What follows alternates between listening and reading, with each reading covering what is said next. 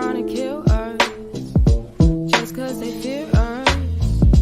Fear our minds, fear our minds. Come on down to these learning street.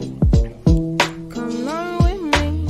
Come on down and you will see. Knowledge is power and wisdom is key. Unlearn and relearn what you need. You might hear me sing. Don't be confused, we have strong minds. Come on down and spend some time. Come learn tonight. Open discussions, we will speak. Can you hear me? Come respond to me.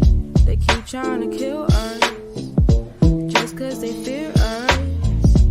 Fear our minds, fear our minds.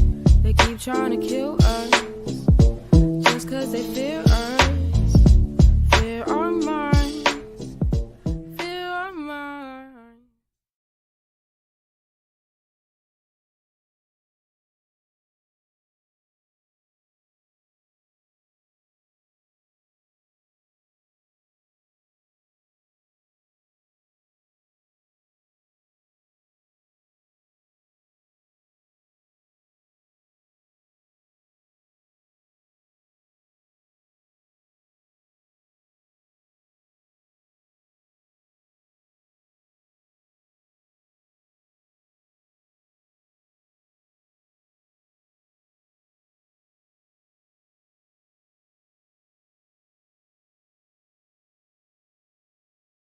Are welcoming Craig Willoughby, the founding member, one of the founding members and co-director for Force Detroit. Would you please welcome yourself or introduce yourself and welcome to the platform? Thank you for having me. My name is Craig Whilby. I am one of the co-directors of Force, one of the co-founding members. We started Force in 2019. We had our open house last year, it was in 2022, and we're up and coming in February, trying to help those returning citizens get their lives back in order. We are under the umbrella of DCPA, the Direct Pastoral Alliance, and we are Force, Friends of Returning Citizens. You can go on our website, www. Friends of Returning Citizens.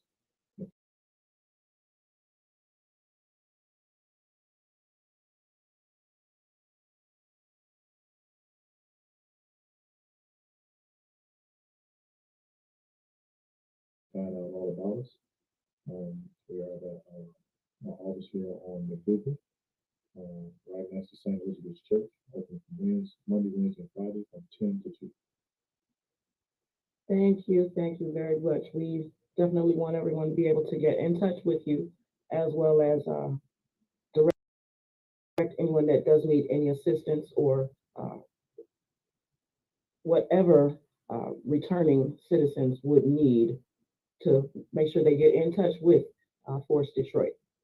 So, one thing we do want to make sure that we let everyone know is that you are one of uh, Rakeem Williams' sponsors, and you do sponsor the future. That's why we have you on the Mentors Matters uh, section. So, can you tell us how, other than the force, how do you how do you do it? Because you keep King going as well as other youth and individuals in the community. You do so much. How did you get started? I came home in 2019 from the Michigan Department of Corrections, and I decided that um, before I came home that I wanted to give back to the community. So I had a godson that was in close to where Rakeem was, and I met Rakeem, and his mother was instrumental in showing me some things to where I knew that in order to get back into community and belong to the community, that I would have to become a mentor and or represent what it means to give back. Um, I came home and I started when I started Force. I knew that Force would have outlets and branches where we would be in the community, um, hands on, with the youth and or those men and women who are coming home. So, and coming home and I found what Raheem did, I was so proud of him because you don't see too many black athletes that are in the inner city and that does what he does. And I just wanted to be somewhat instrumental in helping him and guiding him. I don't do that much, and I give his mother mostly all the credit. But those bits and pieces that I do give, I try to represent what an African American male should do. I have been to the bottom. I've been in prison for over 31 and a half years. So in order for me to give back, to take a child and or to see a child and try to help him not take the path that I take would be my personal journey of giving back. So I represent that every day. That means so very much. And we here at Reed's Learning Street are very appreciative for what you do have to give and what you have given, as well as what you have to give in the future because we've experienced it. We know that you've got something special because we see where King is, and you're an instrumental part in him getting there. You show up, you as you see, as we see, you're here now. You just popped up to come and see him, and that's what a mentor does. That is why we want to make sure that everyone gets to know who you are, what it is you do, and make sure that they can get in touch with you to know that it's not just one child that you've touched. You are touching more than just this one individual. And not only you, but as well as those that are working with you. You are a co-founder and co-director. So who all do you work with? I work with some amazing people.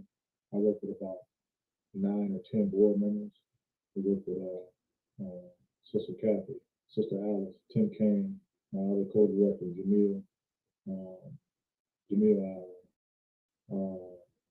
I work with Lori Doyle, who's an excellent secretary for force.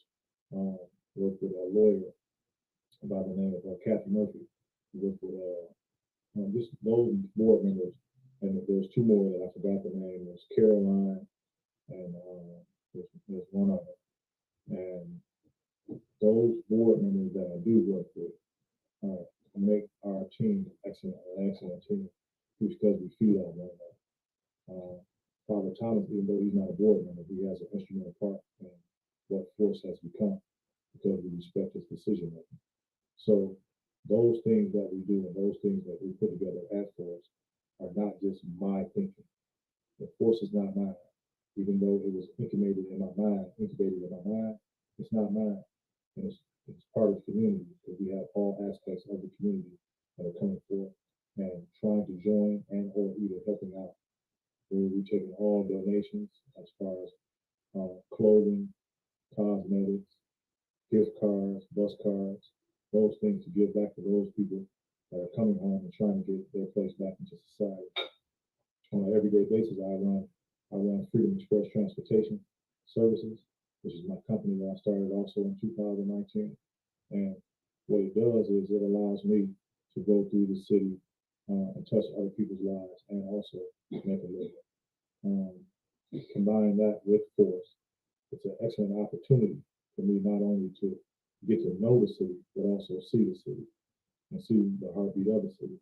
So um, those individual lives that I touch, to me, is just like you said. I just stop in and I touch lives, but I don't do it. I contribute it all to God because without Him, without the Creator, then I feel like that my steps wouldn't be guided. So I try to be a doer of the word instead of a person who knows the word. You know, when Jesus visited us on this earth, He took bread and fed people. He lived with those people who were, people looked at as underprivileged. So we have to learn that example and try to do those things and not just talk about them and be a part of other people's lives that can bring them up. Since I came home, I know a lot of people. I've gotten to know a lot of people. Also, I'm in contact with those people I left behind, those men and women that I left behind, and I try to still be instrumental in trying to keep, part of their lives. visited one of my dear friend's mother who is very recovering from cancer and brought her something to eat. But I don't like to be, tell about what I do. I just like to do it, because I don't ever want to get a big head. I don't ever want to be, have a big eye, you know. So I try to support those things that are positive in our community. I work closely with a lady who helps run the Horatio Williams Foundation. It's not too far from this organization. So, coming back into the community and seeing all of the positive nonprofits that they have going and all of the positive programs that they have going to help individuals. I see it. I can't touch all of them, but I can help a person that might need a program get in the right direction. Rakim is beautiful. He's a young man who's an African American young man who decided to live his dreams through swimming. And the first person we think about who is one of the greatest swimmers in the world is Mattor. But name one black African American swimmer that we don't know of. But he's on the road to becoming one of the best and one of the greatest swimmers out of our own city, our own population here in Detroit, Michigan. So that's something I'm very proud of. And this to be a part of his life. It's an honor for us to be a part of his life, to live his dream. Because in all actuality, we don't do anything. He's the one who has to jump in the water and make those strokes. But not only beyond the swimming part aspect of it, King is a beautiful, I'm talking about a beautiful young man. And is very respectful and well spoken. But who do we attribute that to? We attribute that to his mother, we attribute that to you. So that's something that we cannot take that, lightly. We see a depiction of what America seems to look at our African males. And what happens is he breaks that mold. He definitely breaks that mold. We think that all young guys don't have to carry guns or love rap music or have their pants sagging. That's sometimes such a way society looks at us. But he definitely breaks that mold. Doing something that he loves without the tools that contribute to those communities, European communities that are around us. They have those tools. But in the city, you don't see that many pools, for a person that's swimming. Who knows about the swim mobile? A long time ago. Right. So those programs are something that these kids know today, our generation of today, don't know about. Of our generation, yeah. But that same love that we have for the swimming and swim mobile and wanting to go out there and swim, he's living that dream. So I'm very proud of him. Well, it takes a village. Amen. I can't do it alone. I haven't done it alone. And like I said, or like we here say, where I fall short, you stop in and you pick up, or another picks up, and that's how we support each other. It takes a tribe. Where you fall short at in your endeavors, that's where I step in, or another steps in, and we build each other up. We pull each other up, almost like that slingshot. I slingshot you up, and then when you get up there, now you slingshot me, and we just keep slingshotting each other, as opposed to that crabs in a barrel, mentality that you were talking about earlier. You mentioned that you drive as well, which would be an additional business or service that you're providing to the community. I started Freedom Express Transportation in 2019 after coming home. I worked for BWD Transportation, which is a different transportation company. So, Corey, get your own. I'm gonna show you how to eat, but I want you to get your own at the same time. So that's what I did.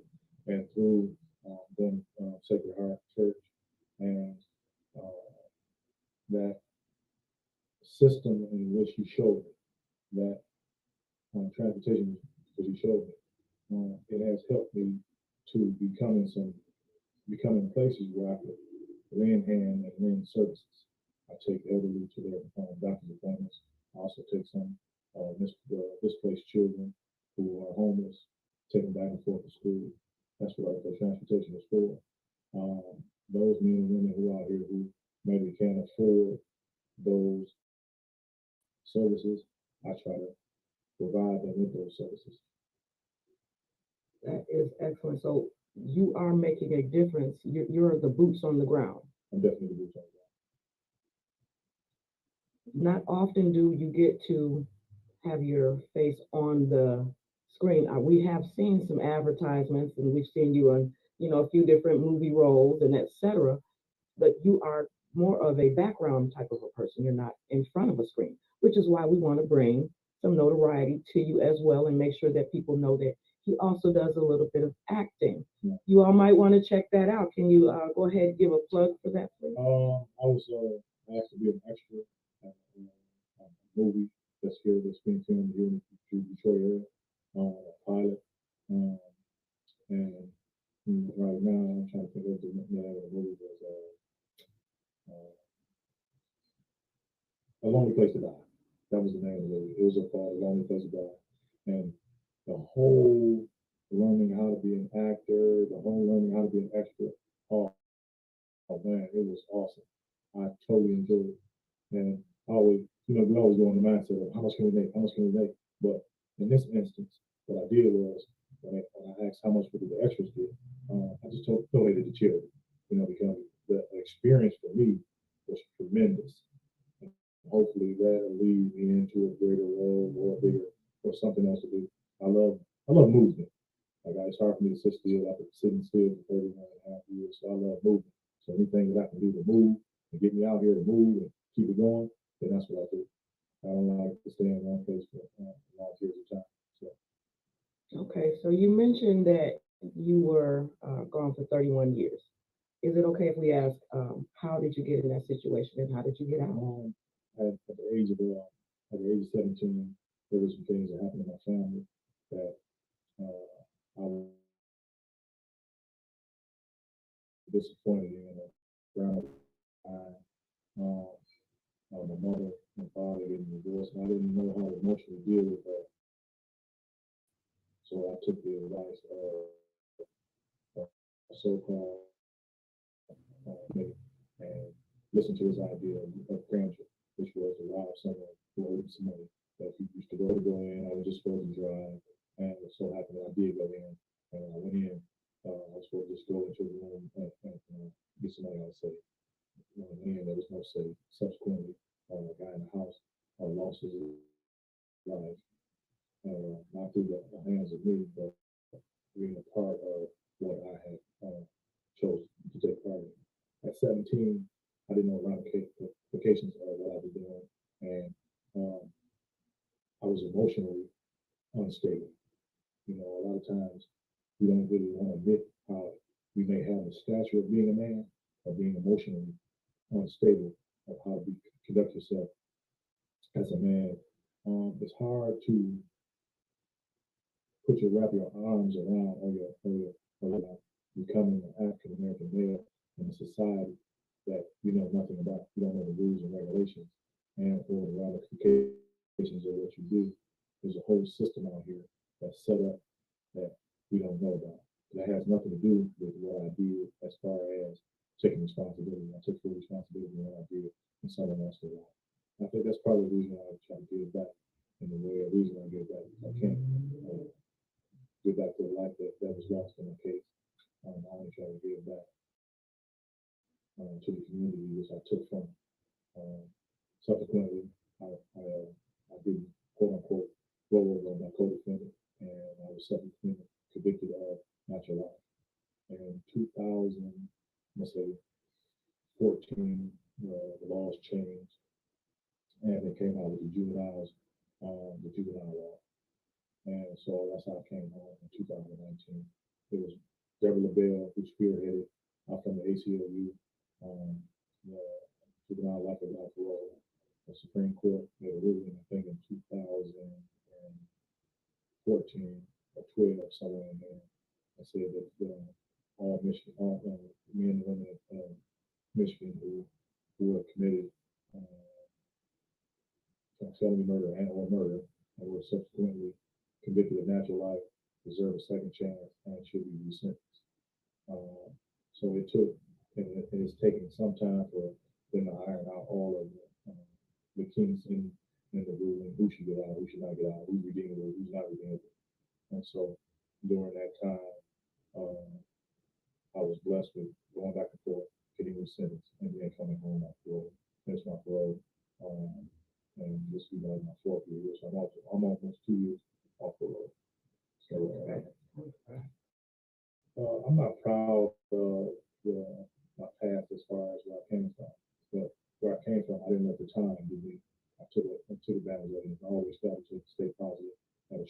strong family background.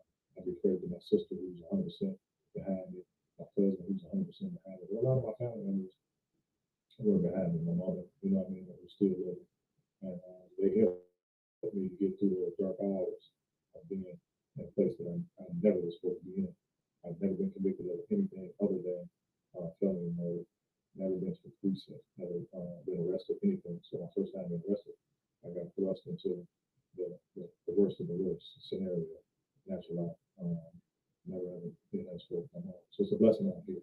You know, I thank God every day. You know, I'm on the side of the fence. And I got a second chance. So I try to give back. That's part of giving back.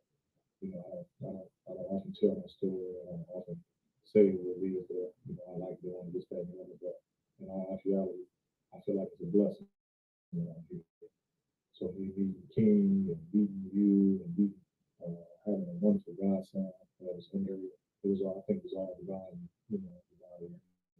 All in divine order. The Creator made sure that you had everything that you needed to be able to provide what others need now. You know, it always works out that way when it comes to God.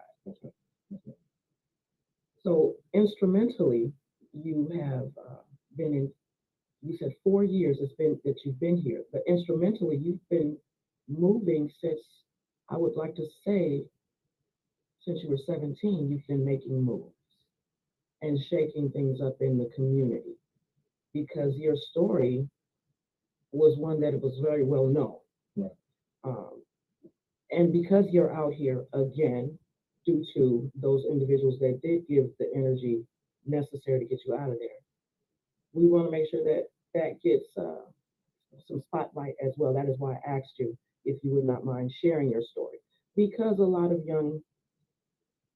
a lot of our youth will get caught up in the same type of situation, and then their entire life is gone based off of a slight of mind decision. And it's funny that you say that because we don't know what's in front of us. No one knows the future. But we know as being historians and learning from history that sort of like history repeats itself. So we don't understand the way the system is set up for African Americans inside of America. And it's not a bad system as far as just, you know, just total world, because you can be anything you want to in there. You know, there are a lot more success stories than there are failure stories. So, but when you have an emotional breakdown with men or boys that are 15, 16, 14, and who have been put in damaging environments or damaging situations, they shouldn't be just tossed away. You know, and I think that the whole idea of us having mentors or having people that we can look up to is very vital and important, because it could make a child see that the decision that they make is not a positive decision in order for the rest of their lives. One decision cost me 31 and a half years, and even though it wasn't the end of my life, it could have been. You know, so we have to be very careful of what we know and what we put in front of us and what we put out there for these kids to understand and see. Agreed. Community is very, very important, because let's just say we stay in quote unquote a bad community. That doesn't make the person bad. Right. You know, everyone is an individual. You know, and they individually they are a part of something. Collectively, you know, that is what makes a community collective. So I don't mind doing my job and, you know, servicing the community that I took from. This is true, and like you said, you did not roll over. You did not quote unquote. How do I say snitch? I don't subscribe to those terms, although you are the epitome of I love my people, Exactly. and I'm not going to let my people go down. You took 31 years for your people, and that's how I see it. I'm not sure if anyone else can see it. The individual that got you in that situation, I should hope that they see it in some semblance of that way. You know, just like I live my life, I don't subscribe to what someone else should do. I subscribe to what I did. I subscribe to what I'm going to do. You know, and I pray that I make the proper decisions as a man to be able to, you know, face all the things that I can do, you know, and the decisions that I make. I'm not perfect, far from perfect, you know, but each day I try to strive to do better or help someone else do better.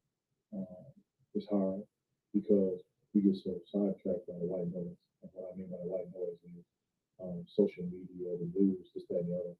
And I don't even watch it. You know, I don't even watch TV. And that was one of the reasons, one of the things that I learned about being incarcerated. The news depicts a picture of what they want to see or something tragic in order to catch your attention. You know, well, I'm in real life. Right. You can call me in real life in the middle of the night. I'm coming. You know, to help. You know, and it doesn't have to be anything skullduggery. It's just that, you know, you might need a ride, you might need an ear, you might need someone to talk to. You know, and I try to be that person. You know, I really do. Yeah, every community coming together in unity needs that one quote unquote black Superman. And I see you as that because you do show up whenever I have called, you've shown up. Right. So I know that what you're saying is true. More than likely, you do that for others as well. Because you know, I wouldn't see you only doing that just for us. Well, I do want to say I appreciate you spending some time with us today and letting us a little bit into your life. I'm hoping that one or two, if not only one person, 2 or 3 young men or young women get to hear this and see your story, and it helps them to make you know, a better decision or choice in their environment, and knowing that they don't have to be a part of that environment, and it doesn't have to raise them, that they can be their individual. Just based off of what you just said, I love the message you just gave. Can you tell us one more time before we go where everyone can find you at? And before we get off of here, we are going to put that on the ticker anyway.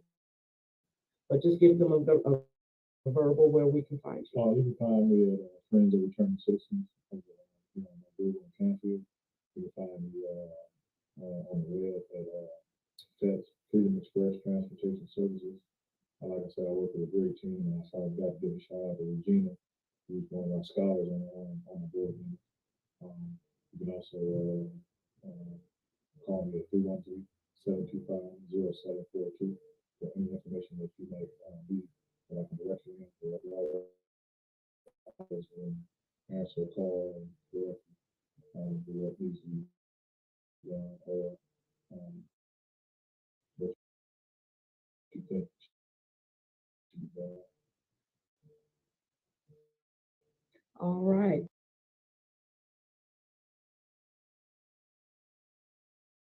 Thank you for joining us this afternoon.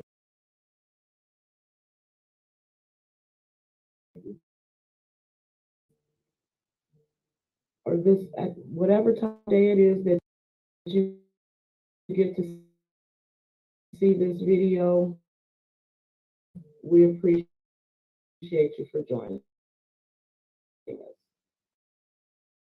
Have a great day. Thank you for checking out some of our supporters. Definitely like, share, subscribe, and have a great day.